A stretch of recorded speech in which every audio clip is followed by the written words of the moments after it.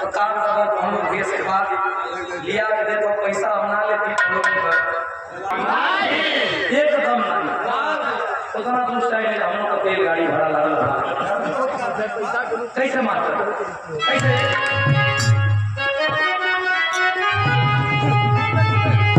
भगवान हमारे गोदी में वाला पार हमारे सौभाग्य झूठा ही सही लेकिन भगवान का तो पाठ मैं कर रहा हूँ मानो तो देव नहीं तो पत्थर। मैं जानता हूँ ये भगवान हमारे गोद में नहीं आ सकते मेरी इतनी कुवत और शक्ति नहीं लेकिन मैं ये भी जानता हूँ कि भगत के बस में है जब एक पत्थर की मूर्ति में भगवान का सांस चल सकता है तो हमारे गोद में भी भगवान आ सकते हैं। मेरी औकात नहीं है लेकिन मैं दुनिया के स्वामी को भी एक पात्र के रूप में देख रहा हूँ ऐसे और सामने पूज्य गुरु महाराज जी बैठे हैं। ये मेरी हिम्मत नहीं है लेकिन ये मेरी मजबूरी भी है। कैसे अरे खिलल बाटे गुरु सब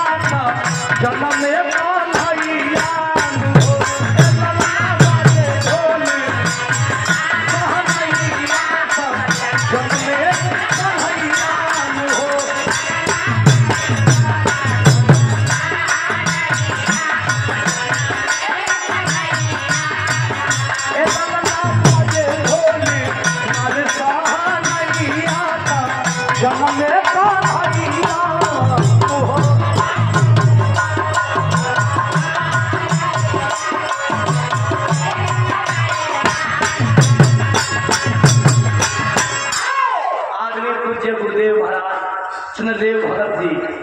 एक सोहर के भाव का पुरस्कार अभी तक सुधीर लाल को आप लोगों ने पुरस्कार दे रहे थे लेकिन ये पुरस्कार सुधीर लाल का नहीं है। ये पुरस्कार तीनों लोगों के स्वामी भगवान श्री कृष्ण के नाम से चूंकि अब सोहर हो रहा है तो उनके लिए आप लोग दे रहे हैं। मैं बहुत बहुत धन्यवाद देता हूँ और आशीर्वाद की कामना ताज लेके रखता हूँ।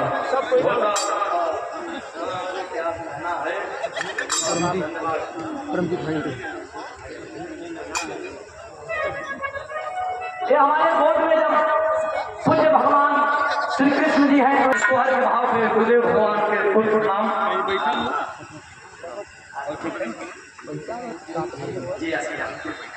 आज हमारे अभिभावक जी बड़ा दिन के बाद मुलाकात हो रहा गुरु जी के आशीर्वाद से एक बार और मुलाकात फिर मुलाकात हो गई। आज रमेश यादव जी जिला पंचायत सदर चंदौली से एक बार ताली बजा के आप लोग सम्मान करते हैं। पूज्य गुरुदेव भगवान के परम शिष्य है जो परम शिष्य गुरुदेव भगवान के उनका जीवन हमेशा आनंद में रहता है। पूज्य गुरुदेव भगवान का आशीर्वाद रहता है। पुरस्कार 500 रुपया कोट को नाम धन्यवाद आपके द्वारा पुरस्कार है कोट को नाम दिल से धन्यवाद। ए हमारे गोदी में लड़ना पानी स्वयं गिरधारी उनका नाम कोट को नाम धन्यवाद। पीछे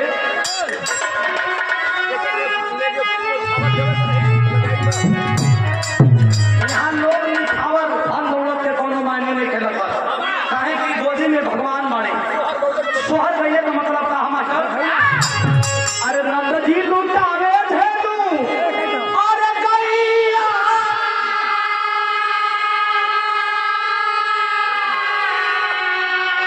अरे यशोदा जी रुपैया यशोदा जी रुपैया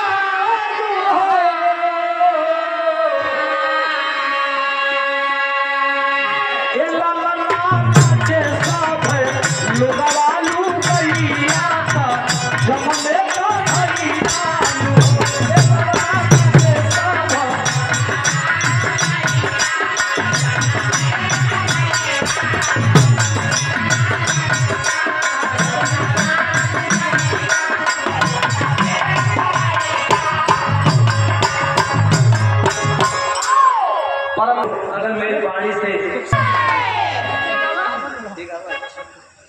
देखा आएगी जब लड़का हो जाना तब प्रोग्राम सब होगा। तो कैसे कहिए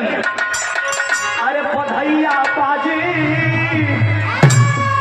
अरे बधैया बाजी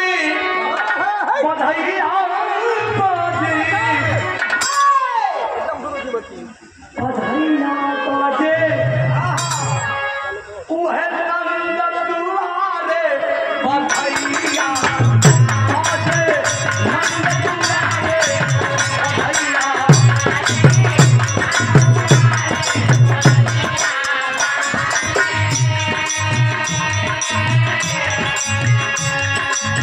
हमारे सालिक चर्चा हम जब शुरू में सीखा तभी तो बड़ा सम्मान करें। आज भी हमारे गुरुजी विजयलाल गुरुजी के ताइना अंग मान लो जाओ हमेशा साथ रहने वाले सालिक चर्चा के द्वारा पुरस्कार है वही भाव पे उन्हें भाव को नीक लगे तब उठेगा आशीर्वाद को तो नाम धन्यवाद किया बाजे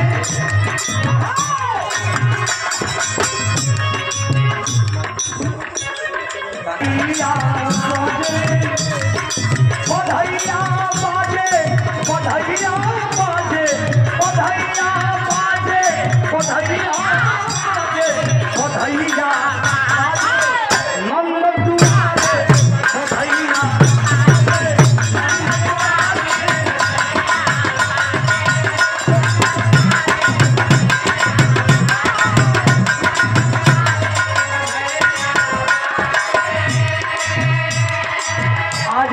भैया सकलडीहा पीजी कॉलेज छात्र नेता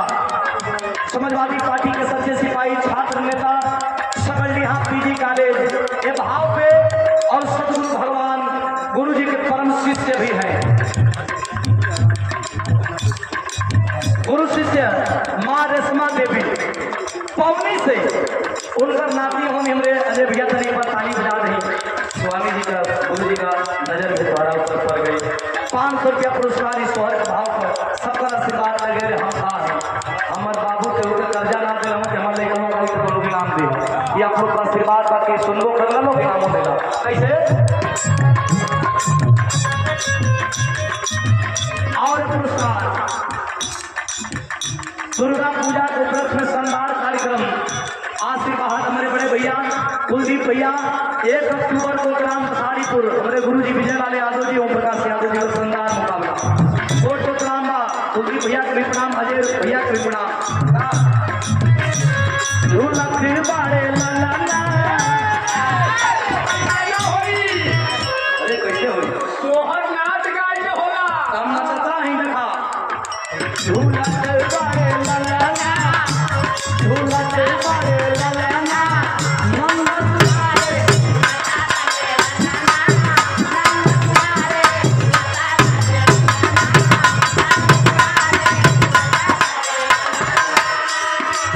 राजेंद्र यादव बसारीपुर हमारे कुलदीप भैया को बड़का बाबू हम भाव के पुरस्कार कहना मानो कोट कोट नाम कैसे कैसे ये